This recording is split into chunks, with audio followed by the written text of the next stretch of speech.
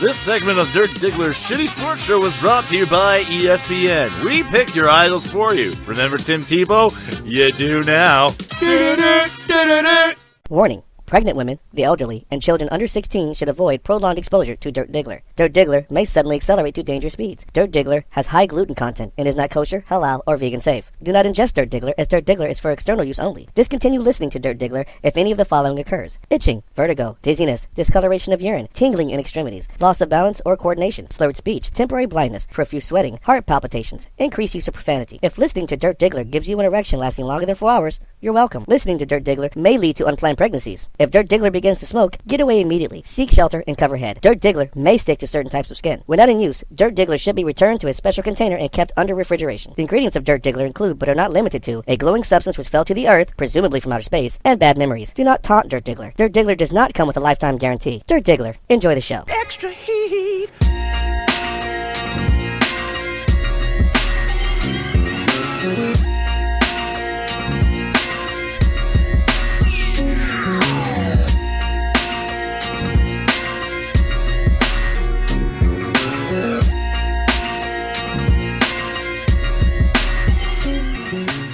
All right, what's going on? It is the Dirk Diggler, the dirtiest Diggler to have a Diggler for Dirt Cut That's Diggler. right, and with bitches. me Right, remotely, bitches. as always, is the honorable, the immaculate, the one from the East.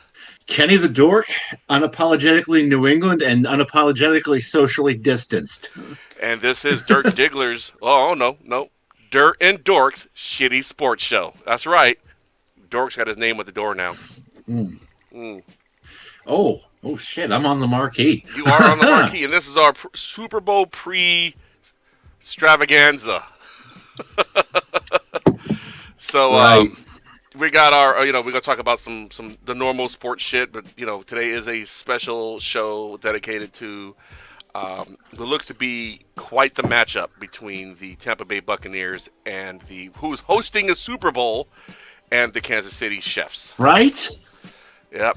But before we get into that, before we get too deep into that, but let's cover some other things. First of all, it's been, a month since our last show?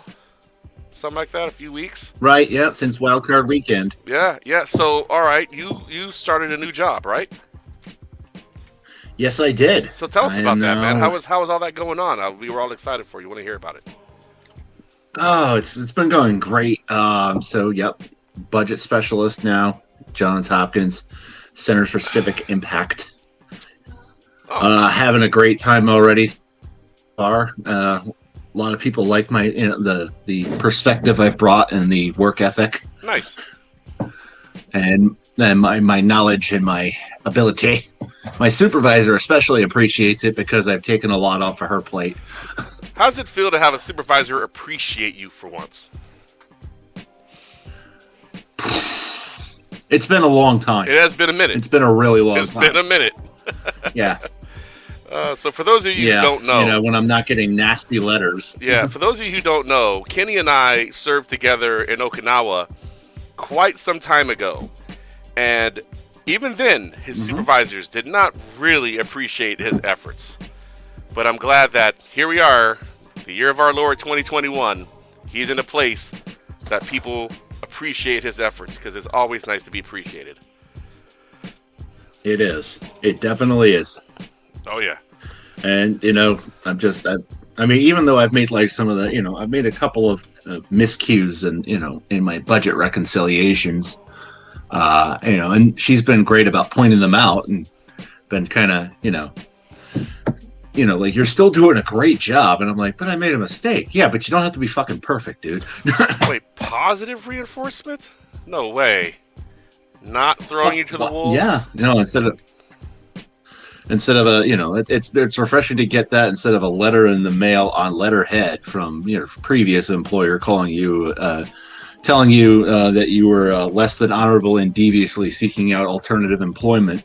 Oh, no. Right here, by the way. Oh, no. Oh, no. Watch me cry. Oh, I'm going to have a tough time. Yeah, as far as we're concerned, you never worked here. Yeah. That's great. Real, I'm going to drink this and hold on. See if you can hold your breath. How many fucks you think I give? None. The answer is none. I don't fucking care. Like I give a fuck about the Yeah. Like I give a fuck about the opinions of octogenarian tyrants. Octogenarian tyrant. Yes, good term. Love it. I'm still at the same job that I've been at for a little while now. Still a filthy, lazy federal employee, but I'm not the kind that spends your tax dollars because my bureau makes money. So you guys can't say, you're wasting my tax dollars. Negative. I'm wasting our revenue. There's a difference. Right. So. Aren't you generating them? Yeah, we yeah. No, that's the treasury, right? Well, I mean, no, because we make coins, so we don't actually tax anybody. You know, you come to us, you buy the high-speed presidential platinum coin for $3,000 and shit. I mean, they're nice, they're really nice, but I'm still working there. Yeah, and it's just been a goddamn adventure for the last few weeks. I mean, I've been having a great time. I got a new boss. It's pretty exciting. I've been threatened with lawsuit. I have been I was cussed out the other day. So, you know, it's just like I never left the Marine Corps. It's amazing. I really felt my inner staff sergeant becoming my outer staff sergeant at a certain point to where I used the phrase stupid idiot the other day more than I had ever used that word in my life. Like, I was sitting there talking to Mrs. Diggler, and she was going over her work, you know, trials and tribulations, and I was going over mine, and we're both just sitting there drinking a beer going, stupid fucking idiots, these stupid motherfuckers. I can't believe how stupid these motherfuckers are. And it was actually kind of cathartic to really have that moment of intimacy with your spouse where you're both just like, fuck these people. And you mean it from the bottom of your heart. You sincerely look each other in the eye, you go, you know what? And you can't. Fuck these people. They are stupid. They're stupid fucking idiots. I love those moments. It's so They're nice. Great. It's beautiful. If you don't have those moments with your significant other, you might want to like figure out what you're doing with your life, because it's honestly really just it's such a great time. Such a great time. It's like Stephanie will. Oh yeah. Stephanie will often have like, you know, like kind of manage that irritation. She's like, yeah, I know they're stupid idiots, but you cannot walk into work and say, unfuck yourself, shit stain. Why not? Because that doesn't fly here in the civilian world. First of all, I would never call someone a shit stain. I'd call them a shit stick. All right, so get your shit together, shit stick. Oh God. So on today's, see that flower over there? You need to apologize for the oxygen you're wasting. Fucking wasting. It's working so hard, and you're over here wasting its efforts. But yeah, so today, stealing it. Today we're gonna go over some of course, our hometown happenings, what's going on. And in the hometown happenings, we'll cover hockey and baseball and basketball, because things are happening in two of those three sports. And then we're going to get into some football stuff, just general football stuff. Both Kenny's team and my team are very much watching all of the playoffs from the couch this year, so you know, that's nice. And then we'll get into the Super Bowl pre-Stravaganza. This is basically like pre-workout for a Super Bowl party on Sunday. This is what this podcast is. That's what we intend it to be. That's why I'm bringing out the hooch. But yeah, so Kenny, you've got some valid complaints about sports in New England, which is shocking considering that you're from New England and have complaints. Oh, no. Stop it. No. Really? No. I mean, a New Englander complaining about their teams? Those Never. folks are always so happy and cordial. We're a bunch of assholes, and we're proud to admit that. Yeah. So, yeah, the Red Sox, they look like they're shopping at the fucking dollar store and assembling this year's team. I mean, it's kind of annoying in my mind, considering, you know, 3 years ago, they won 108 games, most ever in franchise history. Mm-hmm. They won the World Series. Mm-hmm. I mean, they had a dominant number one starter, solid number two and number three starters, heck, even a number four starter that was like a Swiss Army knife would come out of the bullpen. In 3 short years, because the Red Sox were like, oh, we greenlit all these bad contracts, but now we're gonna be fiscally responsible. Yeah, we're penny pinching. We brought in a nerd and his pack of super nerds who made it work in Tampa. Chaim Bloom and his sabermetrics gurus are gonna bargain basement shop for, you know, fillers until we can, you know, responsibly spend money again, or irresponsibly, excuse me. That's what we do in Boston, you know. The Red Sox are usually among the game's highest spenders. I mean, nobody's got anything on the Dodgers. If you saw that Trevor Bauer deal that just got signed today. Well, typically for the last couple decades, it's been between the Red Sox and the Yankees who's spending the most. Oh, the Dodgers have them both outclassed bigly right now because the Dodgers are like on the cusp. So they're trying to close it all out. The Dodgers just won the World Series this year. Yeah, they're still on the cusp. They're trying to repeat. They're still on the cusp. Yeah. Yeah, and they're not satisfied with one. But so I'm hoping that if the returning injured players that missed all of last year and some of 2019 come back to even a bit of their form from 2018, and maybe we're in. Like Eduardo Rodriguez, who missed the season because he got diagnosed with COVID and then myocarditis immediately thereafter. COVID. Chris said Tommy John surgery is expecting to miss a couple of months. And we still have JD Martinez, but he can still opt out any year he wants to. And then next year we'll finally have Dustin Pedroia's salary cap hit off of the books because he retired a couple of days ago, having played 9 games since 2017, no less. Ever since that dirty slide by Machado. So, I mean, I'm going to put my faith in Chaim and hope for the best, but I'm not too excited about this year's team. If we finish 500, I'll be okay. The Celtics, speaking of maddening frustration, they're something else to watch. Yeah, they are. Some nights they hang with the best teams in the league. Like Saturday night against the Lakers, they lost. They had a chance to win. I mean, Jesus Christ, Daniel Tice, it's a 2-foot putback. You can do this. I know you can. Yeah, y'all just took a L to the Sixers not too long ago. Yeah, they did. And then they took an L to the Sacramento Kings. Sacra-fucking-mento. Yeah. I mean, I recognize that they've been shorthanded of late due to COVID. I mean, Jason Tatum's out. Didn't Short, blow his, really hurt himself? What's his damn name? Smart. Yeah, didn't he really hurt himself recently? Marcus Smart. Yeah, I think he hurt himself. Yeah. He was a big part of that team. Yeah. Yeah. He's out with injury. And then grade 1 tear. Obviously. What did he tear? Come on. Oh, seriously, dude? No. Calf strain. Yeah, he grade could miss 1 tear 2 of weeks. the left medial. Yeah, it's a calf. I don't want to read that word. That's a lot of basically. letters. That doesn't make sense. Yeah, and so basically you've got Jaylen Brown carrying the team, which okay, but you're also paying Kemba Walker $35 million, and I was all Tatum? for it when it happened. Tatum's out with COVID. All right. Okay. Fuck around and find out. Yeah. Fuck around and find out. Yeah, well, he's missed. He can't. Yeah, I'm sorry. That was a while. He missed time with COVID. He and Robert Williams did in January, but I think he's about to return from quarantine soon. If he has not already, I could be mistaken. That's how closely I'm following things. I know we're going to get the brakes beat off us by the Clippers tonight, and that's going to be fun for other people to watch. Oh, namely so everyone much. else. Namely everyone else. I mean, but so basically through all this, they're middling at 500, and it's annoying, and I'll deal with it.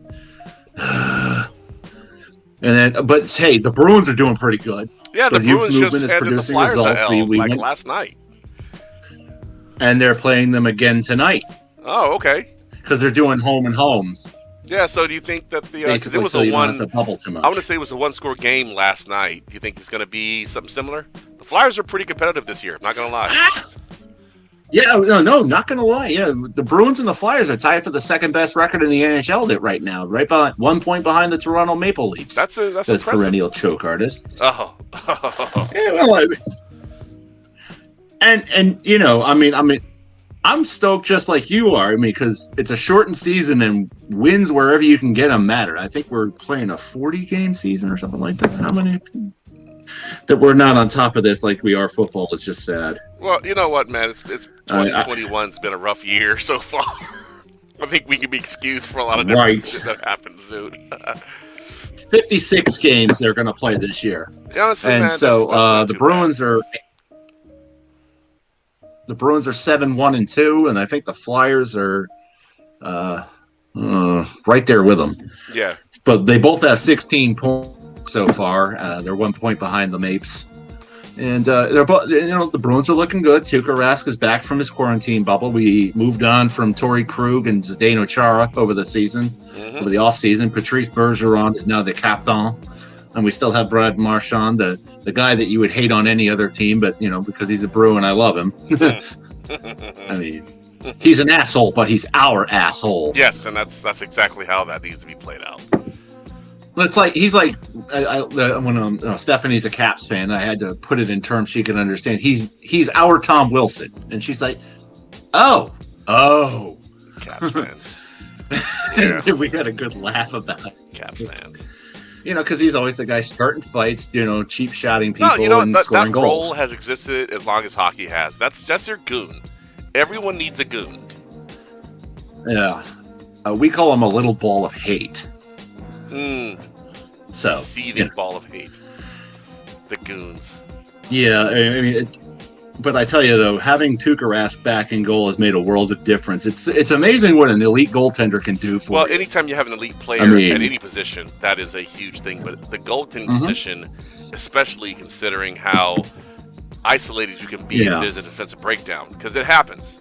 Somebody gets caught out of position, you get a power play or something, and you end up like you're it. So, those saves really. We've seen goalies end up just getting destroyed, where they went after goal after goal after goal, and they got to pull them. So we've seen that. So it's always good to be able to stop that bleeding. Yeah, it happened not too long ago. Yeah, you're right. Yeah. Yeah, and I'll tell you right now, though. I mean, elite goaltending cost us a deep run in the Stanley Cup playoffs last year, because once Tuukka Rask opted out of the bubble, we were fucked. So having him back is huge. Yeah, goaltender is probably one of the most. I don't want to say it's underrated, but it just doesn't get talked. I don't think it ever gets talked about enough. But there's a lot of things in front of you that have got to also work. There's a lot of synergy with those defensive men and everything else. There's a lot of things that got to happen, and some goalies are just better than others. I remember then also the Ron Hextall era Flyers. When he was in the goal, and then you had the Patrick Roy for the Avalanche. Patrick Roy. Yeah, Roy. Avalanche, Canadiens. Yeah, he was around a while. Yeah, he's pretty. Or the Martin Brodeur New Jersey Devils. Huh? Yeah, Jersey Devils. So yeah, those Jersey Devils. So Mike Liute Whalers. So I guess we should talk about Philly now. So I don't pay attention to baseball much because it's a 1,000-game season and I don't really care into the playoffs. If my team's not playing, I still don't give a fuck. But hockey has been interesting because the Flyers have been winning some games. As we talked about earlier, they're tied for second in NHL. Yep. With the Bruins, which is I knew that the Flyers wanted to get a bit younger. They took a few risks on some players, and they got some concerns, but because they still feel that maybe they're underachieving a little bit, but they're still in there. So there's still time to, I guess, round into form completely and start. Because, I mean, the games that they've played, they've been 3-4 goal games on each team. So they haven't really been a blowout either way, but they're scoring a lot of goals. So which is nice. And the Sixers they were on a tear to open up the season. Embiid's been... Beat the Lakers. Yeah, Embiid's been monstrous as of late. Simmons is finding his groove. Doc Rivers, the coaching change for Doc Rivers really helped this team out a lot, as I said it would. I think Doc's an underrated coach. He certainly has been able to put players in position to succeed. Embiid seems healthier than he's been in recent years. Really, and that's been a big thing about him was his health. Simmons, I don't know if he's still dating a Kardashian or Jenner. I hope not. But he seems to be learning how to shoot, which is important. I watched. They just laid an egg against Portland because Embiid scored 37, but no one else did much of anything. So it's like it was just a flat effort. I know. But it happens. It's a lot of games in the season. Yeah, you're like it's like. So yeah, I mean the Sixers are doing exceptionally well. We're going to see how well they hold up. Injuries always come through, and right now it looks like Embiid is the primary guy for the Sixers, which is interesting because for a lot of years the big man was not a scorer, right? So if you look at recent basketball history, and I want to say Dwight Howard might even be a Sixer right now, which is interesting. I think Dwight Howard's a Laker. No, not sure about that. It might be a Sixer. Let's check the roster on that. Let's see. But either way, what's interesting is that Embiid being this big man, yeah, you're right. He's a Sixer. Yep. No, he was with the Lakers in last season. That's what I'm thinking of. And last season ended 5 minutes ago. Yeah. Yeah. So I mean, but for Embiid to be the focal point of the offense, but he doesn't play like a true big used to do, like the classic 90s, early 2000 era bigs, the Shaquille O'Neals, the Patrick Ewings, the Elijah Wans that got down the blocks, the Robinsons, and even Duncan, who was technically a power forward, but he was a kind of a big power forward. His game is more like Dirk Nowitzki's game is. He can go down into the blocks, but he does have the ability. I would say like Dirk. Dirk was primarily a shooter. Embiid can shoot on occasions. It's just, I don't know. I don't want to compare him to any of the greats because I think there's a lot of work he'll have to do. But his speed and footwork is putting him into the same air as someone like an Elijah Wan, to where they're just so fluid. They can do just so many things with their body. Of course, he's going to have to hold up throughout the season, and he's going to have to, of course, win some championships because Elijah Wan rarely ever got hurt, if ever. So, but he's done a lot of good things. Yeah, done a lot of really good things. I'm going to say this right now. The Sixers, as it stands right now, are probably our best hope of keeping the Cunty Supernova from Brooklyn going to the NBA Finals. Yeah, I want to talk about them in a second because, fuck those guys. Like, I want to talk about this though. Well, I'm on board with that too. Fuck Kyrie Irving, especially. Well, Kyrie Irving is like Ndamukong Suh, right? Ndamukong Suh on the field is an absolute unrepentant asshole, and he's someone you literally hate on the field. Off the field, he's a philanthropist. He genuinely does a lot of charity work, and he cares. Kyrie is similar in that sense. Kyrie does a ton of charity work. However, you can always kind of dislike how aloof he is when it comes to his obligations on a basketball court. Of course, basketball is one of the few sports where the players have the power. So honestly, at this point, fucking go ahead. But he's kind of like the flat earth thing and all the other dumb shit he's done. But really, I was more indifferent to him. I feel that he's a talented guy. I don't feel he's a leader. But you don't have to be a leader to win championships, obviously. You could just be part of a team that wins championships. He's a good player. He's a really good player. Now, second fiddle to LeBron or Kevin Durant. Yep, he's solid in those roles. Just a ball handler, scorer when you need it. Now, him joining Durant joining him, and then you have Harden coming over from Houston, forcing his way out of Houston, which is apparently an ongoing theme across Houston. We will get to that later.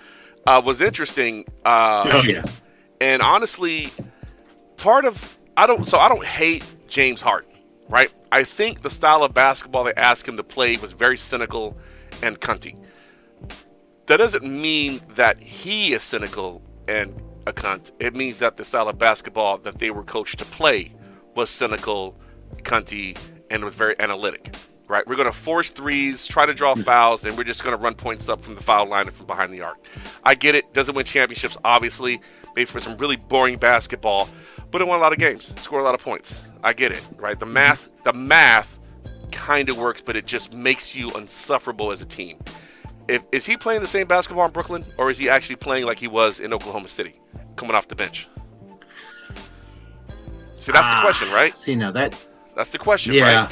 If they're playing the same analytics-based style of basketball, then absolutely Brooklyn's a cunty super team. But if they're playing a bunch of driving to the basket type, gotta say iso ball because that's what they're structured to play with those 3 players is iso ball, right? Harden and Durant, those are iso players. They can be entertaining. So as long as Brooklyn's entertaining, I'm not going to really hate them too much until they play the Sixers, in which case I'm going to hope the wheels fall all the way off.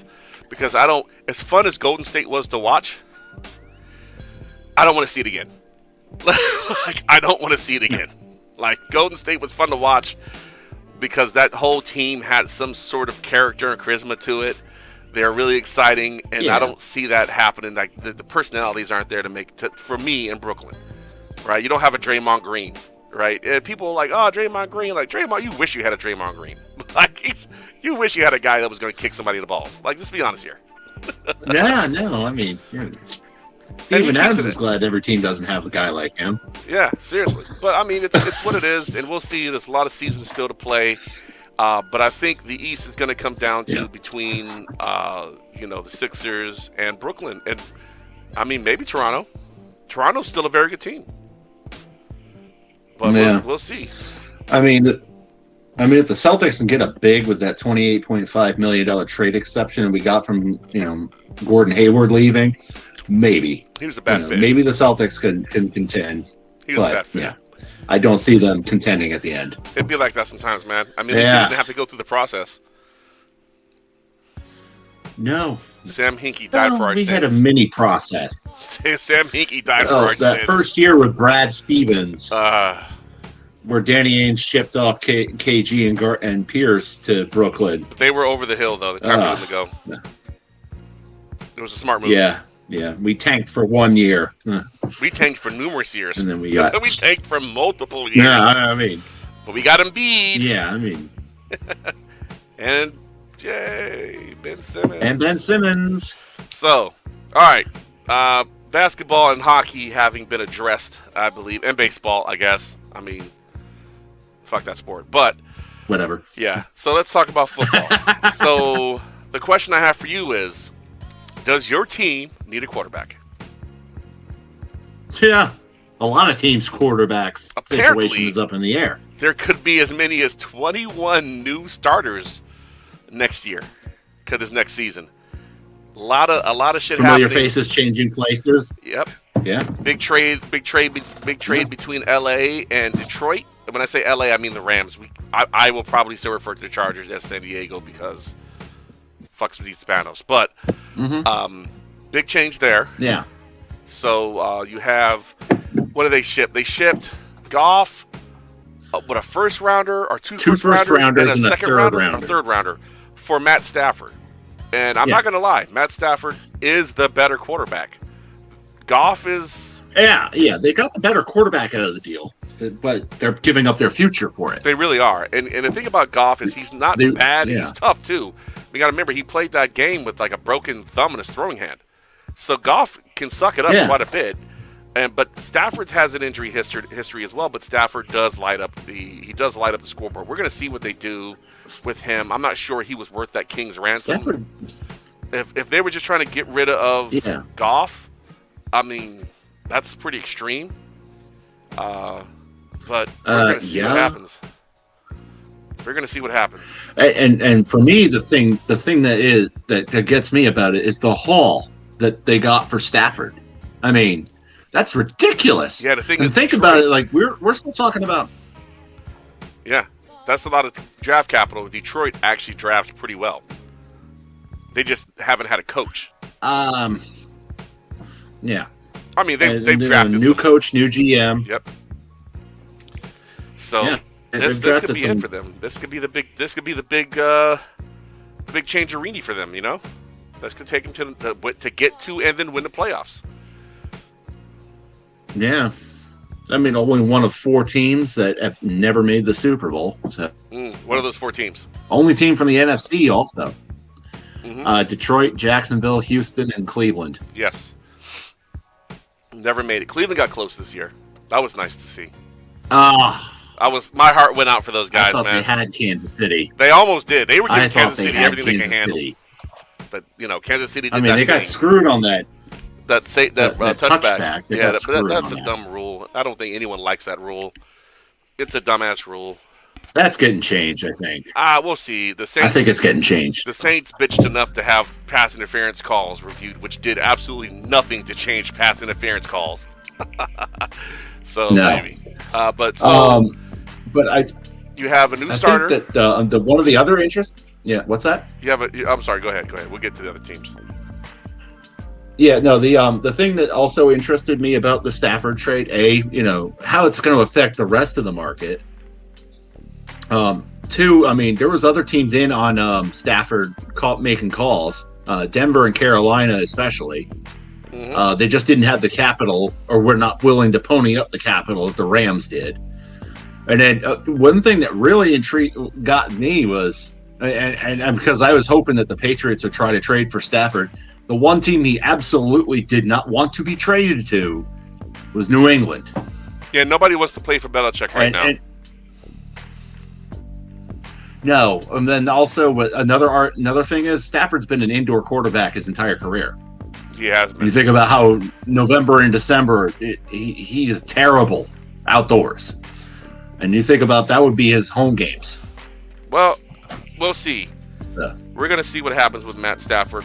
Like I said, he's a good quarterback. He's figured out, touch passes and everything else. He's gotten much better over the last 3-4 years. Each year he's gotten progressively better, which is interesting because it's kind of late in his career. Honestly, he's been around for a little bit, but it's good to see him finally blossom, I guess. Yeah. But so you have 13th season. So then you have and this is where two things are happening here.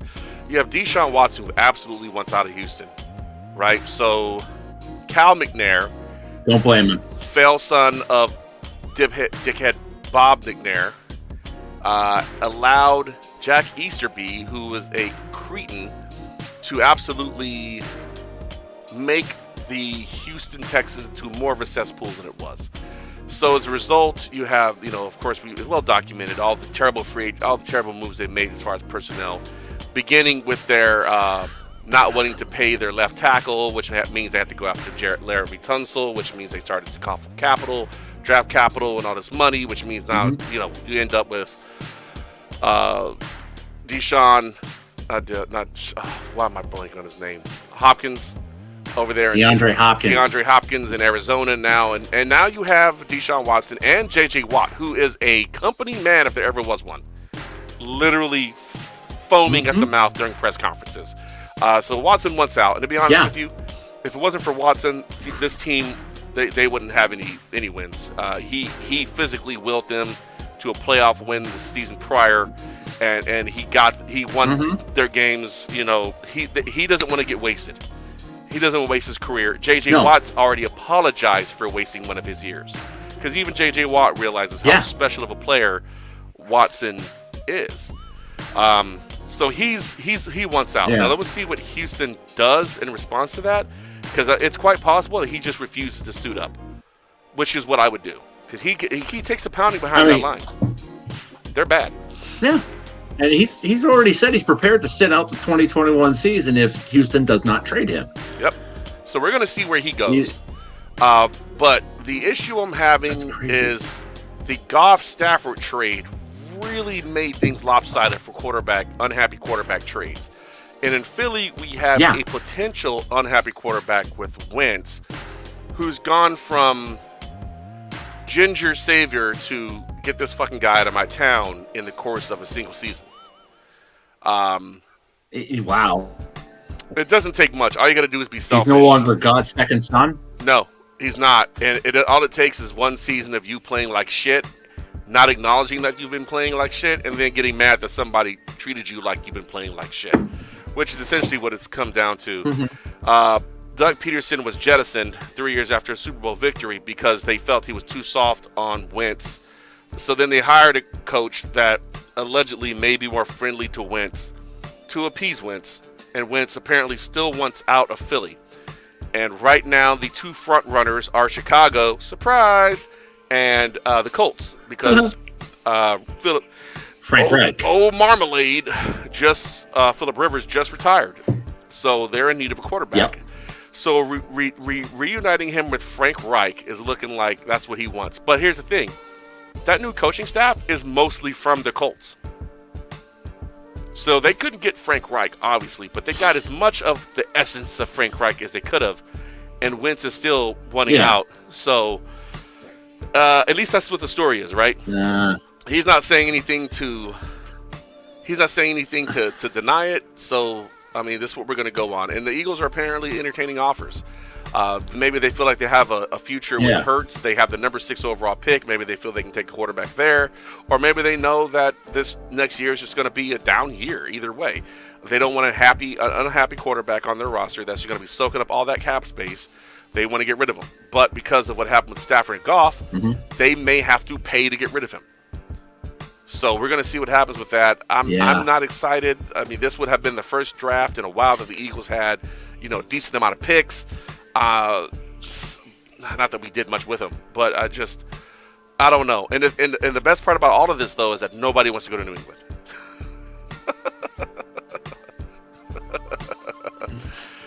Yeah. I mean, and on top of that, the Patriots apparently don't seem to have. I mean, they don't have a plan for the quarterback position, but and if they do, they're not sharing it with anybody. They're drafting it. This is the highest they've drafted since 2008. They're in the middle of the first round, which would be great to draft a franchise quarterback, except for the fact that many pundits have 5 quarterbacks going in the first 12 picks. All right, so 5. What pick was Mahomes? He was 12. He was 12? Or no, he was 10. Excuse me. He was 10? No. He was. It was either 10 or 12. Lamar Jackson and Watson were 10 and 12. Lamar Jackson was the 32nd pick in his draft.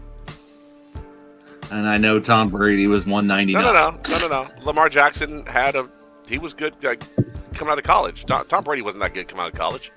In any way, shape, or form, he wasn't that good. That's why he went so late. If he was good, he'd do it earlier. But you can find those hidden gems a little bit deeper into the draft. We've seen enough early picks, absolutely flame out. It's part of the risk you take, and But the question is, what kind of game are they trying to play? Are they trying to have? Does Belichick have what it takes to develop a quarterback not named Tom Brady from scratch? Well, and not only that, but the Patriots' offensive identity was tied up in the power run game last season. Damian Harris really came into his own as a lead back. And you probably want to find a quarterback that's a game manager to accommodate that, because Belichick is more inclined to build a great defense and to have that defense carry the offense, which is what I feel like he's getting back to, especially with all those COVID opt-outs coming back from that, coming back for 2021. I wonder what they're actually going to do with the pick, number 15. But then also the fact that they can't seem to really find anybody that's willing to come to New England right now. Yeah, the whole not get having free fun agency thing, or trade. The whole not having fun thing is starting to become an issue if you're not winning either. Well, yeah. I mean, it was great when we were winning championships, but now it's like, oh crap, nobody wants to come here. Shit. Right, because you're not winning championships. It's too much work. Everyone's got a shelf life, to include Belichick, and I honestly felt that Belichick was going to hang it up after this season, but he looks like he still wants to go. So I'm not sure. I disagree on that one. I thought he was going to hang it up and let his legacy be tied. I think if Tom retired instead of going to Tampa, maybe he retires. I'm not sure. Neither one of these guys have anything to prove at this point, but apparently we're still proving shit. And Brady's proving that he doesn't need Belichick to win, because that motherfucker's in the Super Bowl again. Yeah. So. Well, I think at this point, Belichick, he's got the rings. Now he's in shouting distance of Shula. And that's why that's probably his only motivation. That's an honorable his thing hatred of Don Shula. We'll see what he does. He's interesting 37 coach. wins to go. He can get there in 2 seasons. Yeah. 2-3 seasons he can get there. 4, 5. Yeah, we'll see. So I don't know. There's going to be an interesting thing. There's been this offseason is going to be very, very interesting. I want to see what happens with the Eagles. I want to see what happens with Watson. if you're a Texans fan, I want to apologize, but y'all aren't going to be doing shit for a while. I think Watt wants out of Houston. I think J.J. Watt literally and then wants out there's of that Houston. absolute joke of a head coaching hire. Yeah, who did they hire? Like, did you the Ravens pass game coordinator. the one who coached a receiving core that didn't score a single touchdown in Kansas City? Yeah, Yes. a 65-year-old, first-time head coach. And I love what Jack and Nick were doing there. Jack Easterby and Nick Casario, who, his hiring completely pissed off Deshaun Watson, of course. Yeah. When he, another guy preaching the Patriot way. Fuck, no, we don't want that here. That's Now, pretty much it. The Patriots way But, isn't even working for the Patriots right now. So. Yeah. But so David Culley, nothing against him, but basically what Jack Easterby and Nick Casario were saying, see, we're not racist, we hired a black guy. And that's bullshit. That's absolute bullshit. It is the bullshit, yes. It is The Houston bullshit. Texans as an organization in the executive level are bullshit. They are bullshit. And that's my take on it. I mean, they have been going further and further that way over the course of this year, and it's just, I feel some kind of way about them, and that's bullshit. But the rest of the quarterback market is going to be fun to watch, where all the little pieces fall. Because like we said before, 21 teams potentially could have a new starting quarterback, and I mean. That throws everything into chaos except for the teams that are retaining their starting quarterbacks. A lot of turnover this year, And so we're going to see what happens. Yeah. I'm really curious. I'm very curious. Yeah, and I'm actually very intrigued by it all too. All right. So I got that off my chest. do you feel better? Do you feel cleansed? Well, I mean, when you fire your head PR person because they voted for Biden and Kamala Harris, yeah, no, you need to be called out on the You are a bullshit. joke as an organization No. when you do shit like that. Yeah, exactly. No longer a cultural fit. She was the best PR person in the NFL. That's bullshit. Anyway. So there's a game on Sunday, dude. Yeah, I heard about this game. It's supposed to be pretty big. Superb Owl is what I think it's called. Superb Owl. Yeah. Speed limit Super Bowl. Speed limit 55. Chiefs versus Gronkaneers. The Tampa Bay Gronkaneers. Yeah. So here go the story threads. Tom Brady and Gronkowski are in another Super Bowl. Yay. Oh, Damn it. They're hosting it. Yay. They don't have to travel in the age of Corona. Huge Yay. advantage. Yay. So the Steelers aren't playing though, but Le'Veon Bell and Antonio Brown are. Antonio Brown are. God. One thing we can agree on. Yeah. Steeler misery is awesome. Yeah, the fact that they lost to the Browns makes it even better. It makes it even better. Browns in their pants. The Browns in their pants. So, there's several. Dude, that game was a fucking shit show. I loved it. Yeah, let's go over a couple of the angles in this game. Let's go over a couple of angles before we make our predictions for the outcome of this game. Yeah. So, how about this? How about you bring up the strengths and weaknesses of Tampa Bay, and I cover the chefs? Yeah, we can flip it up. Okay. Yeah. Sounds good. So, what a difference a year makes at the quarterback position for the Tampa Bay Buccaneers. Obviously, they bring in Tom Brady, and they reduce the number of interceptions thrown from 30 to 12. Haha. Nice. But anyway, 30 they for also 30. brought in Leonard Fournette. Yeah. Yeah. And Jameis is getting LASIK, so he's probably going to be the new quarterback I of the thought Saints he next got season. LASIK already. Yeah, that's what I mean. Yeah, he got LASIK. He got a year behind Drew Brees. But yeah, I think if he had gotten LASIK while he's in Tampa, Tom Brady's still a Patriot. Fucker. So you don't think he But, was his you know, bad whatever. decision making? Let's be honest here about Jameis Winston. he makes bad decisions in almost every aspect of his life. I don't think the interception Crab we legs. could see. Sexual assault. Okay, you got a point. Just Yeah. saying. I mean, LASIK is nice, but bro, you make bad decisions. Yeah, This is like your jam. he does. Oh god. Yeah. So they brought in a quarterback that makes good decisions. Yeah. They surrounded him with offensive talent. I mean, come on, Mike Evans and Chris Godwin are probably one of the best 1-2 punches in wide receiver cores. They're pretty And then you good. throw in Antonio Brown, and then you got to have a white guy in the slot for Tom Brady to be happy. So they brought in Scotty Miller. They brought in his safety blanket, Rob Gronkowski, to go along with an already talented tight end group in Cameron Brate and O.J. Howard. Which has anybody seen him? Did you check the side of a milk carton lately? I haven't seen O.J. Howard in ages. They have a beefy offensive line that's been giving Brady time, and they look good on offense. But what's been carrying them in this postseason run is their ability, the defense's ability to take advantage of mismatches and personnel problems. So each one of their playoff opponents has had an injury on the offensive line, and they have exploited it.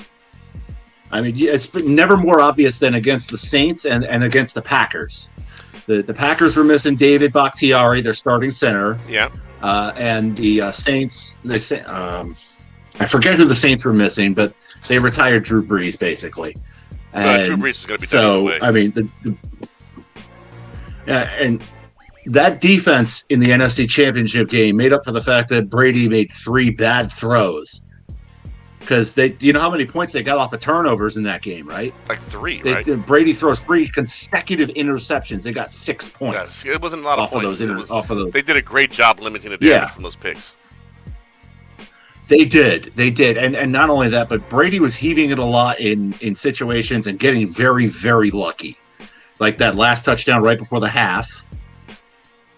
I've never seen as many back foot heaves as I saw in the NFC Championship game, and for the Bucs defense to come out of that pretty much unscathed speaks a lot to their ability, and also maybe a little bit of Matt LaFleur's decision making, but whatever. Oh yeah, let's kick a field goal on the fucking Bucs 9-yard line and put Tom Brady back on the field while we're still down. Yeah, let's fucking do that. When your defense hasn't proven an ability to stop them, right? Yeah, I got Aaron Rodgers on my team, but yeah, we're gonna kick to 3 and hope our defense, which hasn't held, actually holds. Yeah. Yeah. LaFleur lost that game. 3 timeouts on the 2-minute warning, guys. Okay. Jackass. Like you've seen this for 20 fucking years. Yeah. But I think though that they're capable of taking advantage, and then also which will lead into the Chiefs analysis that you're about to do. In the AFC Championship game, the Chiefs lost their starting left tackle, Eric Fisher, to an Achilles injury. He's out. He will not play in Super Bowl 55. So I figure, JPP and Ndamukong Suh are probably going to tee off on Mike Remmers. You've already got a great defensive linebacking core of Shaq Barrett, Levante David, and Devin Bush. That was the other one that was... Yeah, Devin White? It's a Devin. He's number 45. I know that much. Shit. I don't know. I don't know. I think it's Devin White. Because Devin Bush plays for the Steelers, now that I mention it. Yeah. The one big problem I see the Buccaneers having is their secondary. I mean, we saw that in November when these two teams played in Tampa before. Because Mahomes hung 200 yards on them in the first quarter. And they wwere up 20-0, 20-7. And Mahomes was having a field day. Tyreek Hill was unguarded most of the first quarter, and he had 225 receiving yards by the end of the first quarter. It was ridiculous. And thank God I wasn't playing whoever had them in fantasy football that week. No, you'd have lost. Goddamn. Before the game even started, buddy. You'd done lost. Yeah, exactly. It was ridiculous. So, I mean, between that and the fact that Travis Kelce is an excellent route runner, and then just the receiving core of the Kansas City Chiefs on the Bucs defense, that's going to be their biggest problem right there. I think Brady and company will get theirs on offense. maybe a mistake or two from Brady because the Chiefs do have a capable pass rush. But I figure if the Bucks lose this game, it's because of their secondary. Yes, agreed. And here's why. So let's talk about the Chiefs. The Chiefs are an extraordinarily undisciplined team when compared to last year. They counter that undisciplined nature, especially on offense. They counter themselves being undisciplined by being able to score points in a hurry. The question is, how are they scoring points in a hurry? Because defensive coordinators follow this recipe where you got to apply pressure on third downs. Do not blitz Mahomes. If you leave a too high safety configuration and bring a safety into the box, you're going to leave one of your corners on an island against either Hardman or Tyreek Hill. Neither one of those guys are somebody you want catching the ball and running, because they absolutely will make you pay. So if you look at Mahomes' third down conversions, most of his success comes against the blitz. Not because he's an expert at reading the blitz, but because the outside, his offense is so fast and talented that the lack of that extra safety in the back exposes them. So if the Chiefs are able to establish a run game, which Kansas City isn't exceptional at, but they are still pretty good at it. They got a rookie that's pretty damn good. If they can establish a running game, and this is one of the few times you're going to hear me say Andy Reid needs to establish a running game and actually mean it. If they can establish a running game, forcing Tampa to bring a safety down into the box, they're going to score a lot of points. Period. Yeah. They're going to, because Mahomes himself can move, he can bootleg, he can scoot, he's tall, he's strong. I mean, the defensive line has to literally be on him during his drop in order to really get him off because he doesn't have a spot. Mahomes doesn't Brady's needs to throw from a spot. Mahomes can throw from anywhere right now. He's still young. He's got a ton of fire in his arm. The dude can just throw from any angle. So you're going to have to get to him quickly and get Mahomes on the ground and nullify the run game if you're going to negate that offense. Or which is the easier thing, simply make them drive the length of the field. If you force them to drive the length of the field, they don't score points. Because they commit penalties, they back themselves up, put themselves behind the sticks. And if you can resist the urge of blitzing Mahomes on a 3rd and long, you can make him kick. You can make him punt. Yep. So that's how you're going to beat Kansas City. But the thing is, few people have figured it out and been able to sustain it. On defense, they're not as stout defensively up front as Tampa is. But I want to say they are pretty good on the back end. So, once again, if Tampa can control the line of scrimmage and let Fournette just kind of wear him down, then the passing game will open up for Tom Brady. But let's not think this is Tom Brady from 10 years ago. Tom Brady is limited in how he can move. He's always been limited physically in how he can move. But he's excellent with anticipation. He's excellent with dissecting your defense. And while he won't make the spectacular throw, he will make the throw. So getting him off his spot, even if you're not sacking him, just hitting him and getting him off his spot tends to get him really riled up in his panties. But you got to do it with your front four, because once again, if you blitz Tom, he'll find the squirrely little white dude in the slot and he'll eat you alive. So Tom his offense isn't explosive in the same way that Kansas City Chiefs are. Right? I mean, they can air it out and do jump ball stuff, and his receivers are very strong and they're very good. But they're not going to catch a screen and literally make everybody miss while running 30 miles an hour. That's not what they do. No. So ultimately it's going to come down to and this is one of those no shit cliche things, but whose defense can cover their weaknesses better. Can Tampa cover up their weak back end, and can the Chiefs compensate for what is not a spectacular front four?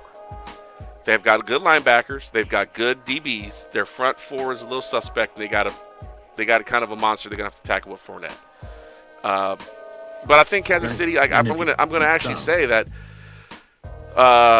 Who's the bigger magician? Patrick Mahomes at this point in his career, or Tom Brady? Who's the bigger magician? Who do you pick?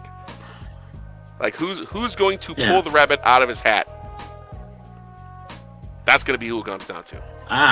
Which coach which old mustachioed coach do you want? Do you want Bruce Arians or do you want Big Red? Who do you want? They're like, which coach that is a cheesesteak away from dying do you want to coach your team?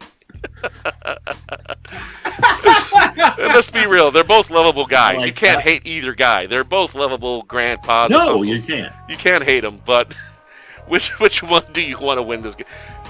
You can't beat Andy Reid's pregame prep. In my opinion, with extra time, there is no coach in the modern era, to include Belichick, that prepares for a game better than Andy Reid. Arians, he's got Tom Brady. He doesn't have to run the offense anymore. Tom Brady is running that offense, a la Peyton Manning in Denver. Anyone who gives Kubiak that Super Bowl is a fucking fool. That Super Bowl, the offense was coached by Peyton Manning. So I'm looking forward to this game. I think this is going to be a really solid, really entertaining game due to the dynamics just within the game itself between the different different teams. They match up in a very interesting way, I think. So I want to see how they prepare and how this game plays itself out, because I think this has got potential to be like, you remember those first three games, the first three Super Bowls of the Patriots era where like they came down to the wire? I think it's going to be a similar effort to that. Or like the Super Bowl 52. You don't see it going Super Bowl 49-ish? No, I see it going Super 52-ish. A lot of yards, a lot of points. Brady has a lot of yards, a lot of points, two great offenses duking it out. Yep. Okay. Who blinks first? Yeah. Who blinks first? The young buck or the old guy? The old bull, the young bull. Who blinks first? Who's defense? Probably one of the best quarterback matchups. Yeah. Whose defense makes the play? Whose defense actually makes the play? Both quarterbacks are pretty clean when it comes to their throws. Both are clean in the pocket, don't cough the ball up a lot. You know, whose defense can make the play is going to be what this comes down to ultimately. So, I think that's pretty. I mean, that's pretty cool. I think this is going to be good. I'm looking forward to it, man. Looking forward to it. But yeah. All right. So, predictions. All right. So, yeah, this is going to be a almost 100 points of total offense. I want to say. We're looking at 70 to 80 points. So we're looking at like 35, 38, 35, 42 style of game in favor of the Chiefs. I think that Mahomes and Andy Reid will find a way to capitalize on that secondary better than Arians will be able to capitalize on that front seven of the Chiefs. I could be wrong. I've been wrong plenty of times. I just feel like the momentum is behind the Chiefs right now. Like, things are breaking their way leading into this game. So I want to say that Andy Reid puts another stamp in his Super Bowl book and further cements his place in the Hall of Fame as a coach. All right. I can't let you off with just that. MVP. Mahomes. Okay. The MVP tends to go to a quarterback unless somebody does something outlandish. So we're talking about that many points getting scored. It's going to be a quarterback game. It's going to be between Brady or Mahomes who wins the MVP. So since Mahomes is going to be the winner, it's going to go to Mahomes by default. Okay. Yep. Like it. So I kind of agree with you. It's also going to be a very high scoring game. Kind of like best way for me to put it would be week 6 of the 2018 season when these two met in Foxborough, Brady and Mahomes. That came down to a field goal at the last second. It was 43-40. Yeah. I don't see it quite getting that high. I see it like a 41-38 kind of game. Yeah. And I think Andy Reid's clock management skills are going to come back to haunt him again. Because you remember that game, right? Yeah. It was 40-32 Patriots with 3 minutes to go. They get the ball back. Mahomes hits Tyreek Hill with a 75-yard bomb, and then they don't get the ball back. It's really like Andy Reid. It just memes himself at this point in his life. He's like, 2-minute drill? Let's fuck this up. Let's fuck this up. And then he's going to get the ball back to Brady. and Brady's going to take them the length of the field, and they're going to kill the clock and kick a field goal as time expires. I think this will be, though. I don't see the quarterback being the MVP of this one. And I'm going to go on, when it's not a quarterback, it's usually a wide receiver. So I'm going to take Chris Godwin for MVP. Okay. He's going to have a breakout kind of game that gets him a big contract in the offseason. Okay, interesting. I like the take. So I got Tampa winning this 41-38. As much as I don't want to see Tom Brady win another Super Bowl. Honestly, I can't even hate the man at this point. Like, he's done. I can't either. And it's bittersweet. Yeah. For me. Yeah. I mean, either I'm going to watch the Patriots. I'm going to watch the Chiefs become the first team since the 2004 Patriots to repeat, or I'm going to watch Tom Brady win a Super Bowl outside of New England. Yeah. I mean, it's like either way. I'm just hoping for the best game possible. I think we're going to get a good game. I mean, I think they're going to get. I think we are too. Yeah. But you know what else I love about the Super Bowl this time of year? What was that? Trivia. Okay, here's a trivia question for you. All right, how many total yards of offense were run up in Super Bowl 52? Fuck, it was almost like a mile. It was an obscene amount of yardage. We watched that game together, I know, sir. it was like We watched that game together. Yeah, I know, and yes, we did. Yeah. There was at least 878 yards total yards of passing. I know that much. Brady had 505. Foles had 373. I want to say 1,075 yards total offense. 1,075 yards total offense. All right, hold on. Let's see here. Yeah. 962 total yards, 721 passing yards. Hold on. At the end of the third quarter. Hold on. I had you on your seat, huh? Okay. All right, hold on. Here we go. Where do we get? Why is it not telling me this? Here we go. What did you say? 1,075. 1,151 total yards of offense, not counting special teams or anything. The previous record was 929, set back in Super Bowl 22. And Jesus, man. Oh, the Reds. Yeah, I almost said it. Washington. It was Washington and Denver. But oh my God, Washington and Denver. Yeah. That was this. That's crazy. So I mean, watching this game with you and Chevy was amazing. I was just an amazing experience right there. That game, and I mean, I'm not gonna lie. It had that game come out as a loss for the Eagles. It wouldn't have changed that the game was so amazing and that so many records were set and narratives were set in that game. You get a mile of offense out of a Super Bowl where two teams who came in on strong defensive efforts, defense just didn't show up. Yeah. I mean, unless you're Brandon Cook. Brandon Cook's defense showed up for him.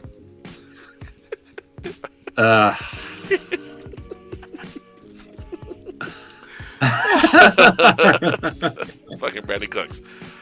God, that guy. Wham. He's cute. He was trying to be cute, and that thing happened to him. So yeah, he got knocked out so hard that he thought he was still playing for the Patriots in Super Bowl 53. Out, sir. Knocked unconscious. Got any more super trivia for me? Let's see. Who played in the third ever Super Bowl? Third, Jets and Colts. Super Bowl 3. Let's see here. Couldn't be that the Jets. That was the Joe Namath guarantee game. Yeah, Jets and the Colts. Yeah, Jets and the Colts. From the Orange Bowl in Miami. One more question, and then we move on to the next segment.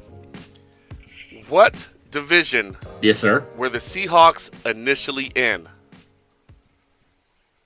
before the NFL reorg. AFC West. AFC West, yes. They were in the AFC West. And where were the Cardinals? NFC East. Right? Right?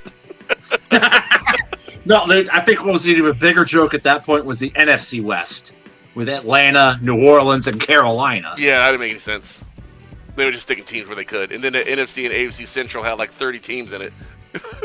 Like everybody was in the Central. It was gross. It was fucking gross.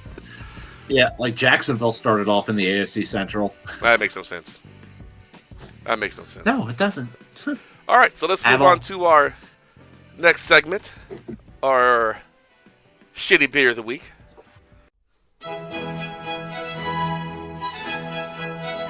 Greetings, I'm Dirk Digley of the Philadelphia Digleys. And I'm Kenneth Dorksworth of the Connecticut Dorksworth. And we are here to give you Dirk Digley's shitty game time beer of the week. Let's see here. I have just opened a Reckless Brewery, which is a local Maryland brewery. They the Frisco Tap Houses are the ones who brew this. This is Action Figures Citrus Pale Ale. It is 5.5% alcohol by volume, and it's got a G.I. Joe riding a motorcycle, shooting a gun, and I think I've had that. there's a lot of things going on in this. It's pretty goddamn good. Artwork by Daniel Govar. Yep. Beware of the explosion of flavor from this pale ale, bursting with citrus flavors and an aggressive hop build. Don't let the anticipation overwhelm you. Make the big jump with this beer. Batteries not included. Nice. Nice. What you got there, buddy? All right. I have cream tea, Flying Dog Cream Team cookies and cream flavored milk stout. That sounds. It is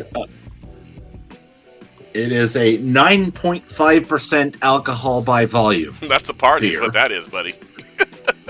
Yeah, and is okay. Tiptoe to the fridge. Avoid the creaky floorboard. Slowly opening the fridge. Wait a minute. You're a goddamn adult. You can have cookies and milk anytime you want. Inspired by the best dessert combo ever created, cookies and cream flavored stout was born from a love of that last swig of milk after you've dipped 5 cookies in it. Wow. So drink up. Calories don't count after midnight. That is from the Flying Dog Brewery in Frederick, Maryland. Yep, these guys brew out of Columbia. Let's give these beers a spin, shall we? Sir. All right. Oh, that's good. So, the Action Figure Pale Ale, Citrus Pale Ale. It's not bad. It's kind of distracting. So, the citrus is more of a grapefruit flavor, right? And when you pair that up with the hops that come in a Pale Ale, it can be somewhat distracting. However, after the quick shock to the tongue that gets your attention, it fades pretty quickly, and it's a pretty good tasting beer. Would I drink this during the game? Maybe. It's a solid beer for dinner, hanging out with your buddies. It's too bold of a beer, in my opinion, to really enjoy during the game because it makes you consciously think about the beer you're drinking, which typically, we don't want because that distracts you from the game. But it's a good beer. So if you're someone who can just power through IPAs like it's no big deal, this beer is going to be perfect for the game for you. It's going to have enough character to keep you engaged with the beer, but not so much it distracts you from the game. I'd recommend it. Good luck finding it out of Maryland, but if you can find it, buy it because Frisco Tap House is fucking amazing.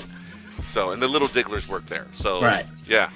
So I'm gonna say I recommend this as a game time beer if you ride the hops pony as it is. If you like a Pilsner and don't fuck with hops, don't bring this to the game. You will kind of be regretting it. It's not that bad. It's just distracting. It's pretty good. I'm gonna drink it. Wow. What you got? All right. So with the Flying Dog here, it's a very smooth taste. I mean, it's 9.5% alcohol by volume, so you're not going to drink too many of those. If you, it's a game time beer in that it's smooth and you don't realize how hard it is until you've had a few. But you're not going to get out of the third quarter if you consistently drink this beer. So while yes, I recommend it because it tastes good. I mean, it's a very smooth flavor. It's a very, it's you get that cookies and cream, that Oreo kind of flavor hits you right away. But the alcohol content also hits you pretty quickly too, as evidenced by my sentence structure throughout the show.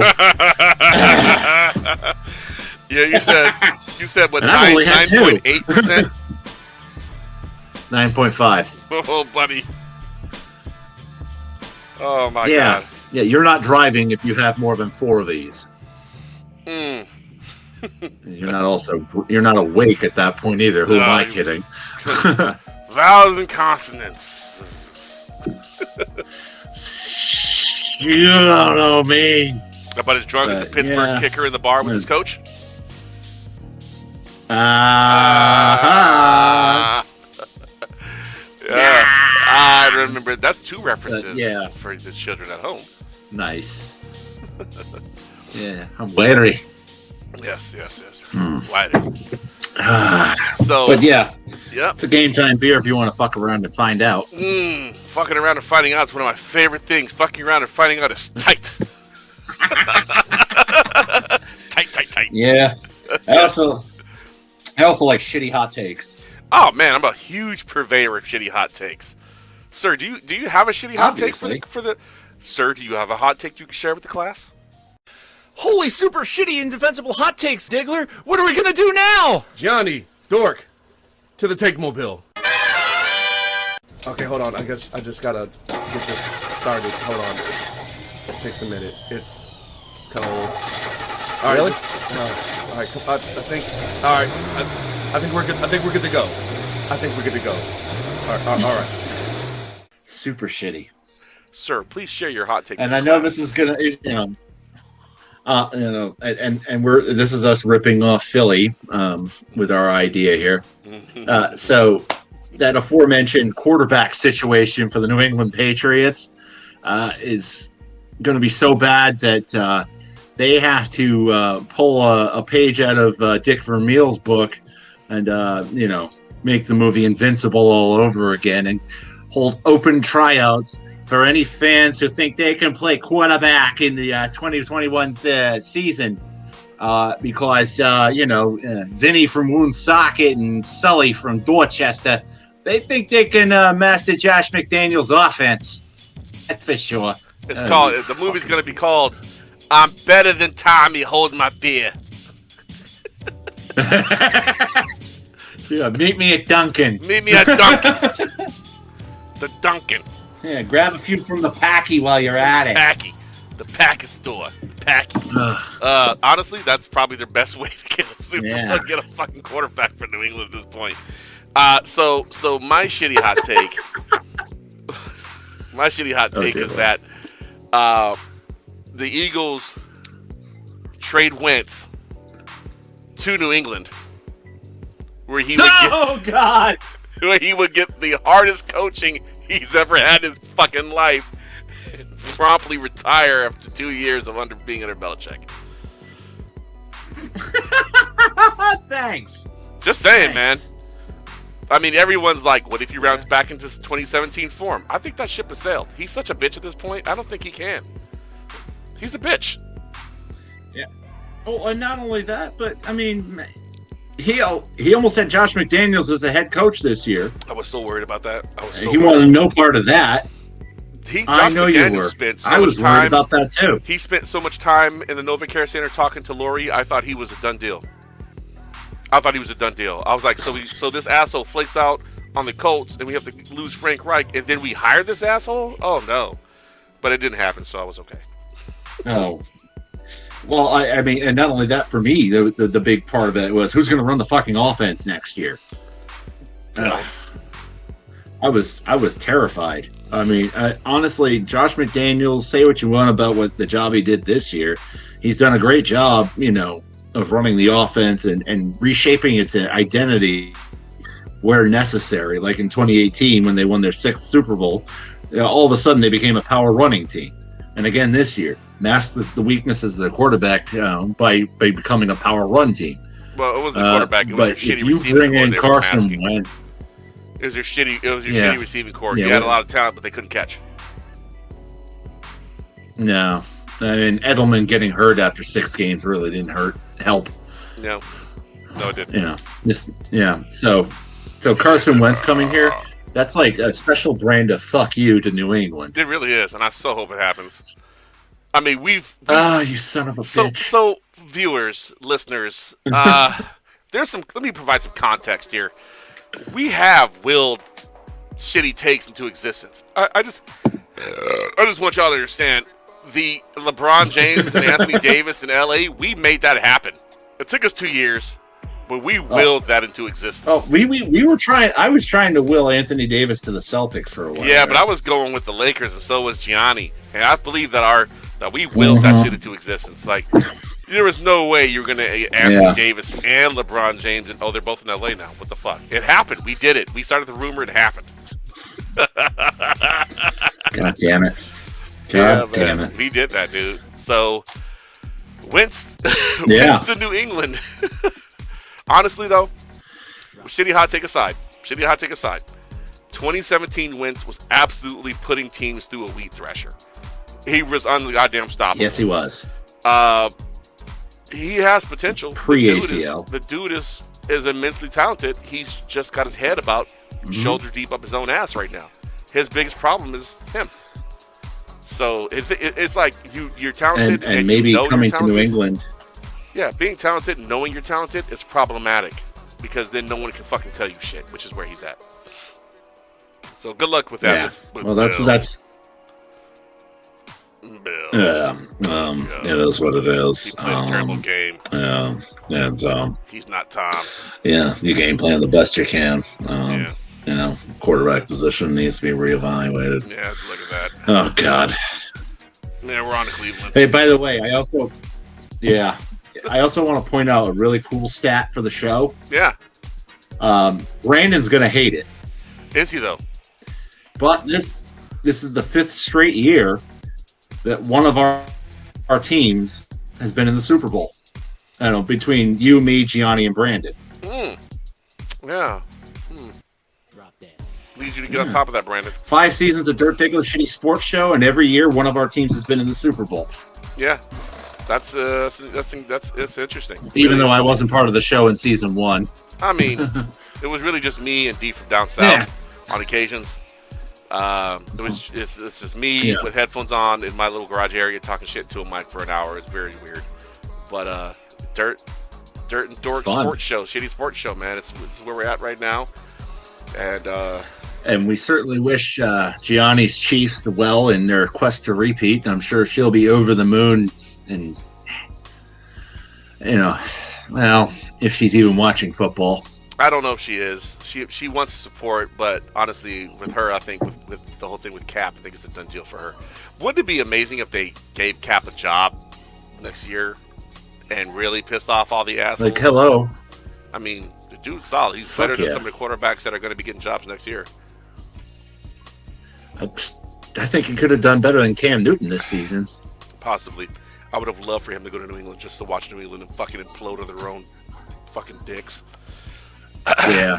Vinny from Woonsocket and Sully from Dorchester would have had a huge problem with that, and that would have been fun to watch. Oh man, so Boston Sports Radio is a fucking wasteland, and it would have been super toxic if Kaepernick would have gone to New England. Oh my God! All I can hear now is Felger and Maz bitching about it, and I'm here for it. Let's will that into existence. Fuck those guys. Let's will that shit into existence. Let's get the fro into New England, just so these guys can have a stroke and finally be done with it. Any other shit show quarterbacks you want to send our way? No. Actually, Kaepernick's a pretty cool guy. He's a pretty quiet guy at the end of the day. I mean, he is a cool guy, but the media circus, the media shit show he'd bring with him is what I'm referring to. It all depends on how they deal with it. Belichick is expert at not answering questions or giving a fuck during a press conference. And if a guy becomes if a quarterback becomes too much of a distraction, they cut him, like Tim Tebow in 2013. Tim Tebow was terrible. That's why he got cut. He was fucking terrible. Well, that too. I mean, duh. I mean, he didn't want to change positions. He was an Eagle for a minute. I know he's terrible. Yeah. You know, my wife wanted a Tebow jersey just because he sucked. Indeed. My wife wanted a Tebow jersey because he sucked. God, Well, that's why I have a Jarrett Stidham jersey. Stud him. Well, also I bought it before Cam was signed. Oh, So, God. in my defense, You got the remnants of Cam Newton starting over Studham. That's how much that tells you everything you need to know about Stidham. yeah. Cam Newton, I heard, is going to be a backup in Cincinnati next year. Honestly, man, they get that young quarterback back. They could do some things. They were not winning games, but they were Burrow in games. looked awesome. Yeah. Joe Burrow did look good until Cincinnati happened to him. I mean, you got a kid, you got to protect his legs. Yeah. He got folded like a fucking lawn chair. Dude, it was not good. Yeah.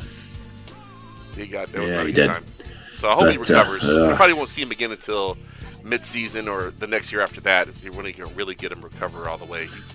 But I think he had a lot of potential. Boy, was it a fun season to watch, though.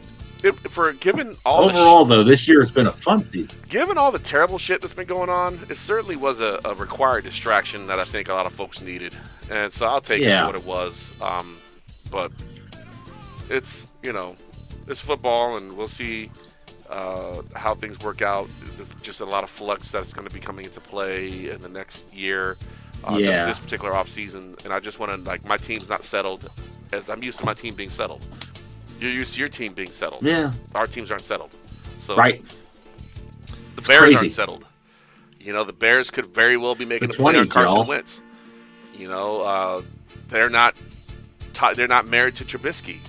Who saw that coming? Oh man, I did. So Us? honestly, How hard did we clown that draft day? if they were smart, they'd go after fucking Watson. Because I believe Make the up capital for not will be, taking him in the draft. Well, yeah, but I believe that they'll have to. Well, maybe they're going after Wentz because they'll get more picks out of Philly to take Wentz. Who knows? We'll see what happens. Maybe Wentz stays. I don't know. I don't know, man. I'm curious. Eesh. It'd be I know. interesting in the next several months after the Super Bowl to see what happens. Either way, man. It will be. Either way, hey, dude. It's been a great season. It's been an interesting with us season. I'll here. tell you that much, man. Definitely tell you that much. Yeah. But on top of all that, it's been real, sir. And it has been fun. It has been real fun. And I got to say this right now. I hope next year we're able to have a beer together watching a few games. It will be very nice to be able to do that because I have been kind of just watching games alone. But, of course. So, hey, dude. Same here. Well, me and Steph, Sunday takes over. Football takes over our Sunday. It's football house. Nothing wrong with that. I go to the tap Nothing house wrong and with that knock at a all. few back. Well, yeah, I mean, we're having arguments over what team Paige is going to be a fan of. So Browns. Make her a Browns fan. we're trying not to go to a division rival. Okay. So we're thinking something neutral, but not obnoxious like Seattle. I wasn't going to say Seattle, but they're obnoxious. Cardinals fan? Kyler Murray. They're the same height.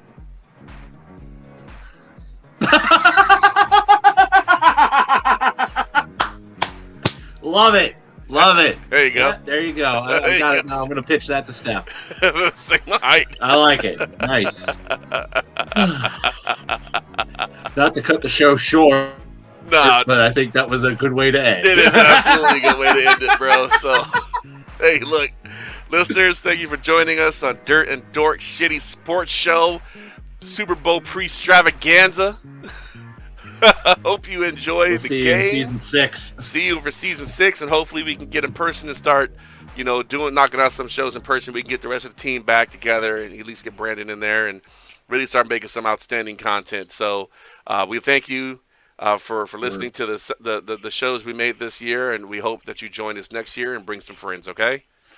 That's right. All right, man. So Dirt Hey, man. and the Dork The Dork. out. Out.